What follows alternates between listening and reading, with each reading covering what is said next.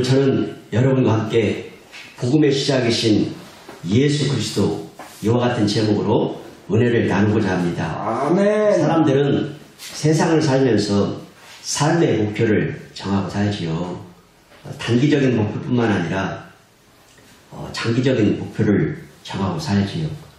그래서 정상에 오르기 위한 목표, 인기를 얻기 위한 목표, 더 많은 부를 얻기 위한 목표, 무엇인가를 성취하기 위한 목표를 세우고 더 잘 살기 위해서 열심히 정진하며 자아 실현을 해가며 삽니다. 그렇다면 우리 그리스도인들은 무엇을 삶의 목표로 추구하며 살아야 될까요? 사도 바울은 이런 목표를 가지고 있었어요. 예수님을 온전히 본받는 것을 표대로 삼고서 살았습니다. 그리고 그 표대를 향하여서 쉬지 않고 달려갔던 것이지요. 왜 그러냐면 우리 그리스도인들도 죽게 되지요. 죽게 되면 세상의 모든 것과 단절이 되는 거예요. 정상에 올랐던 것, 인기를 얻었던 것, 더 많은 부를 얻었던 것, 무엇인가를 성취했던 이 모든 것들과 단절이 되는 것이지요. 그런데요, 예수님 닮은 성품만은 자신의 영원한 소유로 가져가기 때문에 예수님을 온전히 본받는 것을 목표로 살았다 이 말이죠. 말하자면 궁극적으로 자신의 소유가 남는 것은 예수님 닮은 성품뿐이라는 것이지요. 그래서 고린도전서 11장 1절에 내가 그리스도를 본받는 자 된 것 같이 너희는 나를 본받는 자가 되라고 권면하였습니다.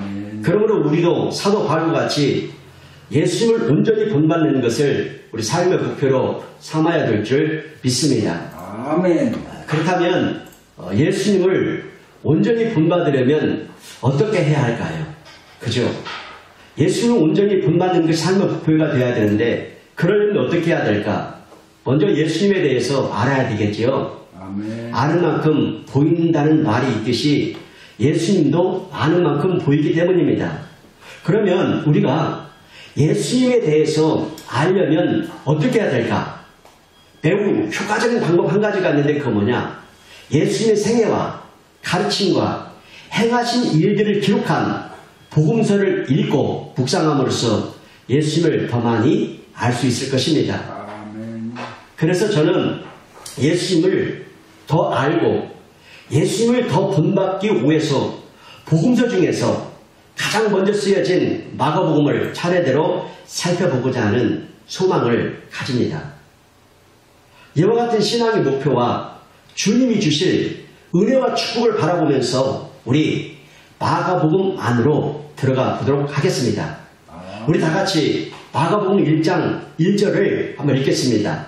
시작. 하나님의 아들 예수 그리스도의 복음의 시작이다. 아멘. 자, 마가복음의 주제가 뭐냐면 이 말씀에서 밝히고 있듯이 하나님의 아들 예수 그리스도가 주제라고 할 수가 있습니다. 마가복음 이 전체의 주제 단 한 문장으로 요약한다면 하나님의 아들 예수 그리스도라는 것이죠. 다시 말하면 예수님이 뭐다? 그리스도이시다. 또 하나님의 아들이라는 사실을 우리에게 보여주고 있습니다. 아울러 하나님의 아들 예수 그리스도가 무엇이라고요? 복음의 시작이다. 이렇게 말씀하고 있습니다. 그래서 오늘 우리는 이 본문 말씀이 증거하는 매우 중요한 두 가지가 있어요. 두 가지가 있는데 그 복음의 시작과 예수 그리스도에 대해서 살펴보고자 합니다. 먼저 복음의 시작에 대해서 살펴봅니다. 자, 여러분 우리가 복음을 믿어야 된다, 복음을 알아야 된다. 그런데 복음이 무엇입니까? 이 시간에 우리가 이런 것들에 대해서 한번 정리하는 시간을 가졌으면 좋겠어요. 복음이 무엇인가, 예수가 무엇인가, 그리스도가 무엇인가 이런 것들에 대해서 우리가 이 본문 말씀을 통해서 다시 한번 체계적으로 정리하는 시간을 가졌으면 좋겠습니다. 여러분 복음이 무엇일까? 헬라어로 복음을 유앙겔리온이라고 그래요. 유앙겔리온. 그러니까 유앙겔리온은 좋다는 뜻과 안겔리온, 소식이 합쳐진 단어이거든요. 그러니까 유앙겔리온의 문자적인 뜻이 뭐냐? 좋은 소식, 기쁜 소식, 복된 소식. 이거예요. 영어로 말하자면 굿 뉴스라고 해서 이것이 복음이라고 하는 것입니다. 그러니까 복음이 뭐냐? 좋은 소식, 기쁜 소식, 복된 소식을 말한다는 거예요. 그러면 이 복음의 의미가 무엇인지를 알기 위해서 구약 성경에서 복음이라는 단어가 어떠한 의미를 쓰였는지 한번 살펴보도록 하겠습니다. 구약 성경에서 복음의 의미를 가장 잘 설명하고 있는 책이 뭐냐면 이사야서예요. 그러기에 흔히들 이사야를 가리켜서 복음의 선지자라고 불러요. 또 이사야서를 제5 복음서라고 부르기까지 해요. 따라서 이사야서를 통해서 잠시 복음의 의미를 살펴보겠습니다. 이사야서가 기록될 당시에 이스라엘 백성들은 바벨론에서 포로 생활을 하고 있었습니다. 그들은 이방 나라에서 고통의 날들을 보내고 있었죠. 여러분 이걸 한번 상상해 보세요. 포로 생활, 고통의 날들, 인권 유린, 민족 발살, 자유 속박, 신앙 박해 이런 것들에 대해서 좀 상상해 보시기 바랍니다. 이스라엘 백성들이 바벨론에서 포로 생활 가운데서 이런 상황 가운데 있었다는 거죠. 그러던 중에 하나님은요 이사야 선지자를 통해서 이제 곧 그들에게 회복의 역사가 있을 것임을 선포하셨던 거지요. 말하자면 바벨론 포로 생활에서의 고통의 날들이 종식되고 고국으로 돌아가게 되며 기쁨과 자유가 회복된다는 하나님의 말씀을 선포한 것이죠. 바로 이것이 이스라엘 백성들에게 복음이었던 것입니다. 그 내용이 이사야 40장 9절에 기록되어 있는데 우리 화면을 보고 함께 읽도록 하겠습니다. 시작. 아름다운 소식을 시온에 전하는 자여 너 높은 산에 오르라. 아름다운 소식을 예루살렘에 전하는 자여 너는 힘써 소리를 높이라. 두려워하지 말고 소리를 높여 유다의 성읍들에게 이르기를 너희의 하나님을 보라 하라. 아멘. 이 말씀을 자세히 보면 아름다운 소식을 전하다 라는 표현이 두 번이 나오거든요. 여기서 말하는 아름다운 소식이 바로 유앙겔리온, 복음에 해당하는 단어라는 거죠. 그럼 이 말씀에서 말하는 아름다운 소식, 곧 복음이 무엇일까? 이 말씀에서 말하는 복음이 뭐냐?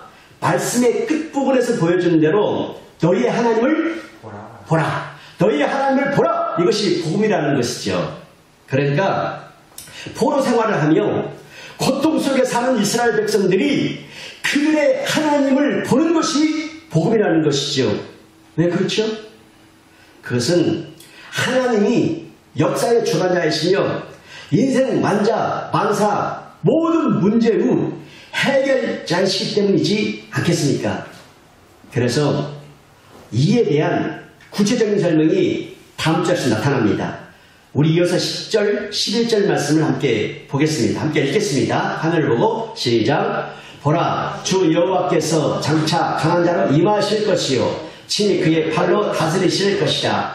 보라, 상급이 그에게 있고 보응이 그의 앞에 있으며 그는 목자같이 양떼를 먹이시며 어린 양을 그 팔로 모아 품에 안으시며 젖먹이는 암컷들을 온순히 인도하시리로다. 아멘. 그러니까 이 이사야 선지자가 말하는 아름다운 소식, 곧 복음이 뭐냐?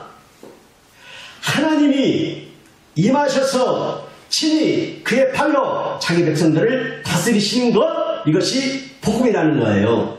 자, 그래요. 하나님의 다스리심을 받는 것이 복음이라는 거죠. 자, 여러분, 하나님 없는 인생을 한번 상상해 보셨어요? 우리가 이 이제 코로나 시대에 좀 하나님과 좀 등한히 했던 그 세월들을 정말 생각해 보시면 되겠어요. 진실로 거듭난 자라고 한다면 살아있다나 죽은 자와 같은 답답함과 목마름과 영혼의 타는 갈증을 우리가 느끼지 않습니까? 만약에 거듭났다고 하면서 이게 없다면 그 영혼은 매우 심각한 상태에 있는 것입니다. 그러면 왜 하나님이 임하셔서 다스리는 것이 이스라엘 백성들에게 복음이 되는가? 그 이유는 다음과 같습니다. 지금 이스라엘 백성들은 바벨론에서 포로 생활을 하고 있지요. 그리고 이스라엘 민족의 신앙 중심이 되었던 예루살렘 성전이 파괴되었죠. 따라서 그들은 자유롭게 예배할 수가 없어요. 마음껏 찬양할 수가 없어요. 그래서 바벨론 그 강가에 나가서 거기서 앉아서 시온을 기억하며 눈물을 흘렸어요. 바다에 있는 사람들이 사로 잡아놓고 찬양을 요구했지만 그들은 이방의 땅에서 어떻게 우리가 여호와의 노래를 부를 수 있겠는가 하며 버드나무에 아예 수금을 딱 걸어놓고 성전이 있는 예루살렘을 사모하며 울었습니다. 이것이 시편 137편의 내용입니다. 그러나 이제 하나님이 임하시면 그들에게는 회복의 역사가 일어난다는 것이지요. 그들은 고국으로 돌아가게 된다는 것이죠. 그때 하나님의 보좌에 앉으셔서 친히 이스라엘 백성들을 다스리실 것이다. 그래서 하나님은 목자와 같이 그들을 먹이시고 그들을 보호하시고 그들의 걸음을 인도할 것이다. 그러기에 하나님이 임하시는 것이 이스라엘 백성들에게 복음이 된다라는 것입니다. 아멘. 이와 같이 유대인들에게 복음이 뜻하는 바가 뭐냐? 하나님이 임하셔서 다스리신 것이다. 하나님이 다스리시면 고통과 슬픔의 시대가 지나가고 평화와 복과 구원이 자동적으로 따라오지요. 하나님이 다스리시면 모든 문제가 해결되고 축복이 임하지요. 그래서 좋은 시대, 기쁨과 즐거움의 시대가 열린다는 것이죠. 그러기에 하나님이 임하셔서 다스리는 것이 복음이라는 것입니다. 그러므로 마가도 오늘 본문에서 똑같은 의미로 복음이라는 단어를 사용했다라고 보아야 할 거예요. 말하자면 마가는 로마에 있는 모든 이들에게 복음이 시작되었다는 사실, 곧 새로운 시대가 열렸다는 사실을 힘차게 선포한 것이죠. 자, 성도 여러분, 이 마가복음이 기록될 당시의 상황을 한번 곰곰이 생각해 보십시다. 이 마가가 본서를 이 집필할 당시는 교회는 위험한 상황에 처해 있었습니다. 네로 황제의 박해가 한참 무자비하게 진행되고 있었고 그때 베드로나 바울 같은 지도자들이 순교하였고 기독교인들은요 카타콤 그 동굴에 갇혀서 순교에 직면하고 있었던 시대였어요. 아울러 그 당시는 로마의 황제를 숭배해야 한다는 이 사상이 팽배했거든요. 그래서 곳곳에 로마 황제를 숭배하기 위한 신전이 세워졌고 사람들마다 이와 같은 고백을 해야만 했습니다. 신의 아들 가이사 아구스토의 복음의 시작이라 이런 고백을 해야 했었어요. 그래서 당시 사람들이 로마의 이 황제를 숭배하게 된 그 이유가 있는데요. 왜냐하면 가이사 아구스토가 그 땅에 전쟁을 종식시키고 평화를 주었으며 그 세상의 질서를 확립했기 때문이라고 믿었기 때문입니다. 그러기에 모든 사람들은 로마의 황제 아구스토를 신으로 숭배해야만 한다는 주장입니다. 그러니까 그 당시에 로마인들에게는 복음 곧 유앙겔리온이 가이사 아구스토가 임하여 그들을 다스리는 것을 의미했단 말이죠.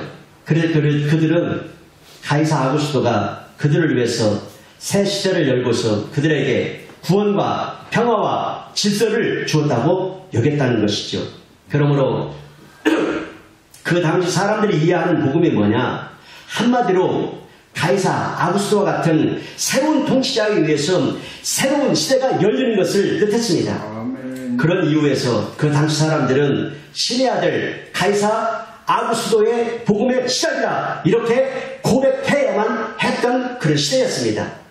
바로 그와 같은 때에 마가는 그가 기록한 마가복음의 첫머리에서 다음과 같이 분명하고도 담대하게 장엄한 선언을 했던 것이죠.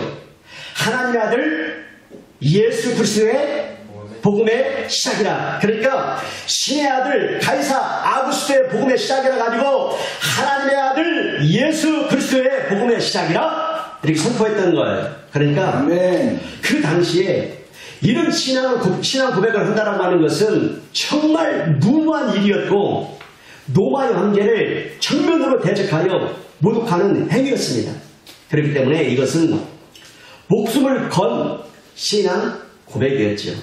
바로 이 신앙 때문에 예수님의 수제자 베드로는 로마에서 십자가에 거꾸로 매달려 순교당했고 바울도 역시 로마에서 순교당했는데 그는 로마의 시민권자였기 때문에 칼로 목베임을 당해서 죽었습니다. 마찬가지로 지금 마가도 로마에서 순교할 그 각오를 하고서 그가 기록한 복음서의 이 첫 장 첫머리에 자신의 신앙을 분명하고도 담대하게 고백하는 것이죠. 무슨 고백이죠? 하나님의 아들 예수 그리스도의 복음의 시작이라. 이 고백은 어떤 고백이었다고요? 목숨을 건 신앙 고백이었다라는 거죠. 바로 순교자들의 이 위대한 신앙 고백과 진리사수로 발명하마 오늘 우리에게까지 복음이 전수됨으로써 우리를 구원하고 우리가 영생을 누리게 되고 하나님을 섬기는 예배자가 된 줄 믿습니다. 아멘. 자, 그렇다면 성도 여러분, 이 초대 시대에 이들의 그 신앙 고백 앞에서 우리들 한번 돌아봅시다. 지금 코로나 시대에 우리의 신앙은 어떠합니까? 지금 우리 한국교회의 신앙의 모습은 어떻습니까? 너무 초라하지 않습니까? 연약하지 않습니까? 너무 세속적이고 생명력을 잃어버린 것은 아닌지, 주님의 뜻과 너무 멀어져 가는 것만은 아닌지 깊이 성찰하면서 주님의 주님과 본질인 진리의 말씀에 방향을 바로 설정하고 뜨거운 기도와 살아있는 신앙으로 일어나야 할 줄 믿습니다. 아멘. 그렇습니다. 노바의 황제를 정면으로 대적하여서 목숨을 내놓고 했던 이 위대한 신앙 고백, 하나님의 아들 예수 그리스도의 복음의 시작이라. 그러므로 이 시간 우리도 이 코로나 시대에 우리의 신앙을 위협하며 영적 생명을 시들게 하는 요소들을 정면으로 대적하며 예수 그리스도를 향한 분명하고도 확신에 찬 살아있는 신앙 고백이 있게 되기를 바랍니다. 아멘. 그리할 때 예수님은 우리를 위하여서 새 시대를 활짝 열어주실 것입니다. 아울러 예수님은 우리에게 구원과 평화와 축복을 풍성하게 내리실 것입니다. 아멘. 이것이 바로 복음의 시작이라고 하는 의미입니다. 이제 둘째로 예수 그리스도에 대해서 살펴봅니다. 오늘 본문의 마가복음 1장 1절 다시 한번 신앙 고백하는 마음을 한번 읽겠어요. 시작. 하나님의 아들 예수 그리스도의 복음의 시작이라. 아멘. 이 말씀은요, 새로운 시대를 열어주신 인류의 통치자여 역사의 주관자여 만왕의 왕이 되신 분의 이름을 밝히고 있어요. 그분이 누구시죠? 예수 그리스도. 아멘. 바로 예수 그리스도십니다. 그런데요, 이 말씀을 좀 자세히 우리가 생각하면서 보면은 그냥 예수라 하지 않고 예수 그리스도라고 했어요. 그러면 왜 예수 그리스도라고 했는지, 그러면 여기서 예수는 무엇이고 그리스도는 무엇인지 우리가 한번 생각해 보겠어요. 여기에는 이유가 있습니다. 그 이유에 대해서 알아보겠어요. 우리나라 이름식으로 예수는 성이고 그리스도는 이름일까요? 아니면 영어식으로 예수는 first name 이름이고 그리스도는 last name 성일까요? 그런 뜻이 아니에요. 여기서 예수는 인명을 가리키고 그리스도는 직명을 가리킵니다. 예컨대 우리나라 이시 조선 창건한 자가 누구죠? 태조 이성계죠. 예. 여기서 이제 태조가 왕명이죠, 왕명. 예. 그리고 이성계는 이름, 인명이죠. 마찬가지로 예수 그리스도에게서 예수는 인명이다. 그리고 그리스도는 그 삼중 직임 중에 하나인 왕명에 해당한다. 아멘. 자, 이렇게 일단 이해해놓고 우리가 먼저 인명인 예수에 대해서 한번 살펴보겠어요. 예수. 여러분이 이 세상에 태어났을 때 이름을 지어준 자가 있지요. 스스로 이름을 지어가지고 나온 사람은 하나도 없습니다.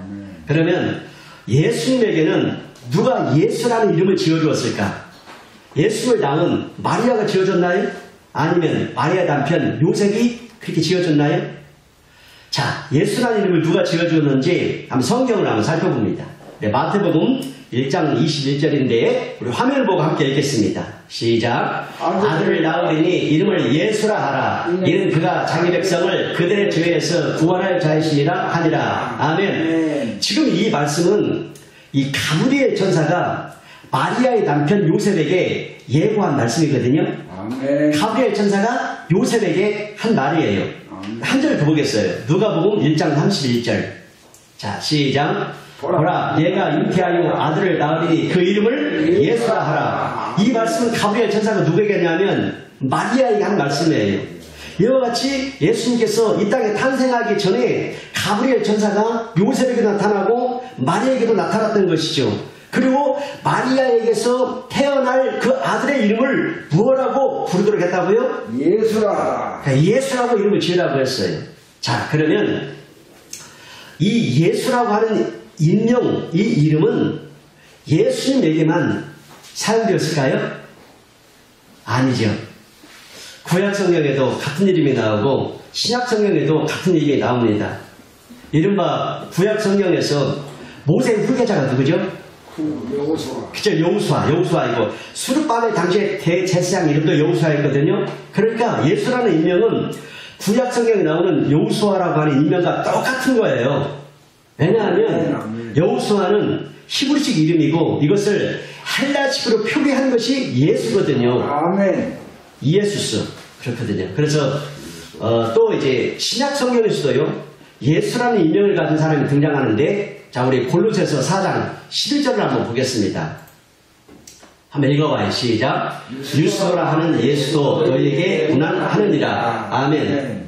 이 외에도 같은 이름을 쓰는 사람들이 많이 있었습니다. 그래서 예수님은 이들과 구별하고 해서 무슨 예수? 나사렛 예수 또는 예수 그리스도 또는 그리스도 예수라고 불렀다 이거예요. 그러면 이제 예수라는 이름의 뜻이 무엇인지 보겠어요. 우리 아까 마태복음 1장 21절을 보았는데 여기에 예수라는 이름의 뜻을 밝히고 있습니다. 그 뜻이 무엇인지 한번 보겠어요. 자, 시작. 아들을 낳으니 이름을 예수라 하라. 이는 그가 자기 백성을 그들의 죄에서 구원할 자이심이라 하니라. 아멘. 자기 백성을 그들의 죄에서 구원할 자이심이라. 이게 예수 이름의 뜻이에요. 아멘. 그 다음에 한마디로 무슨 말이냐? 여호와가 구원이시다 또는 여호와께서 구원하신다. 이게 예수 이름의 뜻이라는 거예요. 즉 구원자, 구세주라는 것이죠. 그렇기 때문에 우리가 누구를 믿습니까? 예수님을 믿습니다. 예수를 믿어요. 여기에 핵심이 들어있는 거예요. 자, 보세요. 우리의 신앙과 삶의 초점은 항상 예수님께 고정되어 있어야 될 줄 믿습니다. 아멘. 왜냐하면요, 아무리 박식하고 능란하며 또 심오한 설교와 청중을 감동시키는 운변이 있을지라도 그것이 결코 인간의 심령에 대한 뜨거운 주님의 사랑의 결핍을 대신할 수는 없기 때문입니다. 아멘. 우리가 이 위기 가운데 있을 때에, 우리가 절박한 상황 가운데 있을 때에 우리 청중을 감동시키는 인간의 그 말, 그 운변이 우리를 변화시킬 수 없고 우리에게 힘을 줄 수 없단 말이죠. 오직 우리에게 필요한 것은 예수밖에 없는 줄 믿습니다. 아멘. 사실요, 영적으로 갈급하고 진리에 목마르고 생명의 말씀을 사모하는 자들에게는 인간의 이 허탄한 말들이나 세상적인 이야기들이 그리 필요치 않아요. 왜냐하면 진리신 예수님과 본질적인 하나님의 말씀만이 그들의 영혼의 갈증을 해소해 줄 수 있기 때문인 줄 믿습니다. 아멘. 그렇습니다. 예수님만이 구원자이시고 모든 인생의 길과 진리와 생명이 되십니다. 예수님만이 우리의 영광이십니다. 기쁨이십니다. 힘이십니다. 아멘. 행복이시고 찬송이시고 사랑이시고 축복인 줄 믿습니다. 아멘. 예수님만이 우리의 기쁨이세요. 아멘. 예수님만이 힘이 되시고 예수님만이 구원자가 되시고 아멘. 예수님만 내 인생의 길과 진리와 생명이 되시는 줄 믿습니다. 아멘. 그래서 모든 성경은 누구를 증거한다고요? 오직 예수 그리스도를 증거한다는 거예요. 아멘. 그럼 우리는 오직 예수님께 집중하고 예수님 중심이 되어야 된다는 사실. 아멘. 그래서 하나님의 아들 예수 그리스도의 복음의 시작이라 이렇게 말씀하는. 다음으로 이제 증명인 그리스도에 대해서 한번 살펴보겠어요. 그리스도는 헬라어거든요. 여기에 해당하는 히브리어가 뭐냐면 메시아예요. 그러니까 그리스도와 메시아가 어떻다? 똑같다. 다만 구약 성경의 언어인 히브리어로는 메시아이고 신약 성경을 기록한 언어인 헬라어로는 뭐다? 그리스도다. 그래서 메시아와 그리스도가 똑같은 말이다. 시간 관계상 우리 한 말씀만 보며 확인해 보도록 하겠습니다. 요한복음 1장 41절을 화면을 보고 읽겠습니다. 자, 시작. 그가 먼저 자기의 형제 시몬을 찾아 말하되 우리가 메시아를 만났다 하고, 메시아는 번역하면 그리스도라. 아멘. 아멘. 여기서 말하는 그가 안데레거든요. 안드레가 이렇게 한 말을 기록했는데 메시아는 번역하면 그리스도라. 그리스도라. 그렇습니다. 그래서 이와 같이 메시아가 바로 그리스도라는 것이죠. 그러면 메시아 곧 그리스도는 어떤 뜻을 가지고 있을까? 기름 부음을 받은 자라는 뜻을 가지고 있습니다. 아멘. 자, 그러면 성경에서 기름 부음 받은 자가 의미하는 나라 한번 살펴보겠어요. 기름 부음 받은 자, 요거에 대해서 우리가 살펴보면서 그리스도의 의미에 대해서 우리가 좀 알기를 원합니다. 자, 사무엘하 23장 1절 말씀을 화면을 보고 읽겠습니다. 시작. 이는 다윗의 마지막 말이라 이새의 아들 다윗이 말하며 높이 세워진 자 야곱의 하나님께로부터 기름 부음을 받은 자 이스라엘의 노래 잘하는 자가 말하노라. 아멘. 아멘. 여기에 제 빨간 글씨로 표시되어 있죠. 기름 부음 받은 자가 나오죠. 이것이 바로 구약 성경의 언어인 히브리어로 뭐라고요? 메시아다. 메시아. 신약 성경을 기록한 그 언어 헬라어로는 뭐다? 그리스도. 그리스도다. 그러면 왜 하나님이 사람에게 기름을 부으실까? 이걸 알아야 되겠죠. 왜 하나님이 사람에게 기름을 부으냐? 그 이유는 뭐냐? 사람에게 기름을 부음으로써 하나님을 대신해서 어떤 특정한 일을 할 수 있도록 위임한 것이다 라는 거예요. 아멘. 그러면 하나님이 어떤 특정한 사람이 기름을 부어주셨을까? 하나님이 어떤 특정한 사람이 기름을 붓고 특정한 일을 맡겠단 말이죠. 그럼 어떤 특정한 사람이 기름을 부으셨을까? 아무에게나 기름을 붓지 않았죠. 그럼 레위기 먼저 4장 3절 말씀을 먼저 보겠습니다. 어떤 사람에게 부었는지. 자, 시작. 만일 기름 부음을 받은 제사장이 범죄하여 백성의 허물에 되었으면 그가 범죄자라 말미암아 그 먹는 숙성아지로 속건 제물을 삼아 여호와께 드릴지니. 아멘. 아멘. 그러니까 누가 기름 부음을 받았어요? 제사장. 그렇죠. 기름 부음을 받은 제사장. 다음으로 열왕기상 19장 16절 말씀을 보면서 하나님이 어떤 자에 기름 부음을 부었는지 여러분 한번 잘 보세요. 자, 시작. 너는 또 님시의 아들 예후에게 기름을 부어 이스라엘의 왕이 되게 하고 또 아벨 무홀라 사밧의 아들 엘리사에게 기름을 부어 너를 대신하여 선지자가 되게 하라. 자, 하나님이 어떤 자에게 기름을 부었어요? 에후라는 왕에게 기름을 부었죠. 또 엘리사라는 선지자에게 기름을 부었지요. 아멘. 이상 살펴본 바와 같이 구약 시대에 하나님이 세 가지 직임의 기름을 부어 주셨죠. 그 세 가지 직임이 뭐였어요? 제사장, 제사장, 왕, 엘리사, 선지자. 그렇죠. 그 하나님이 특정한 일을 맡기고 특정한 사람들에게 기름을 부었는데 그 특정한 부류의 사람이 누구냐? 제사장, 선지자, 왕이었다. 자, 제사장의 역할은 하나님과 사람 사이를 이어주는 중재자입니다. 선지자 역할은 뭐냐? 하나님의 말씀을 사람들에게 전하는 대언자입니다. 왕의 역할은 뭐냐? 하나님의 뜻대로 백성들을 다스리는 통치자입니다. 그래서 구약 성경은 이와 같은 메시아가 강림하여서 자기 백성을 구원하실 것이라고 예언했죠.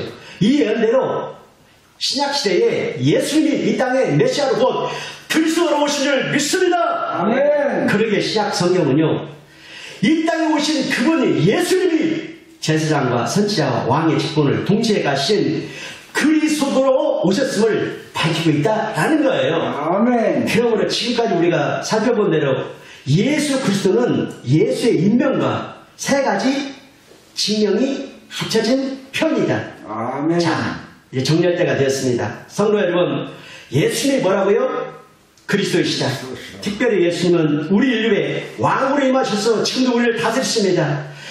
왕이신 예수님 우리를 위하여 새 시대를 열어주셨습니다. 아멘. 그리고 왕이신 예수님은 지금도 우리에게 구원과 평화와 하늘의 신령한 복을 풍성하게 내리십니다. 아멘. 요한복음 10장 17절 하반절 말씀에 내가 온 것은 양으로 생명을 얻게 하고 더 풍성을 얻게 하는 것이 하였고, 빌립보서 4장 19절 말씀에 나의 하나님이 그리스도 예수 안에서 영광 가운데 그 풍성한 대로 너희 모든 쓸 것을 적시다 그 말씀했습니다. 그러므로 왕이신 예수님께 기쁨으로 나아가 감사함으로 그분을 경배하며 즐거운 마음으로 다스림을 받읍시다. 아멘. 그래서 왕이신 예수님이 우리에게 하사하시는 구원과 평화와 축복을 날마다 풍성하게 누리며 사는 우리 모두가 되기를 예수님의 이름으로 축원합니다. 아멘.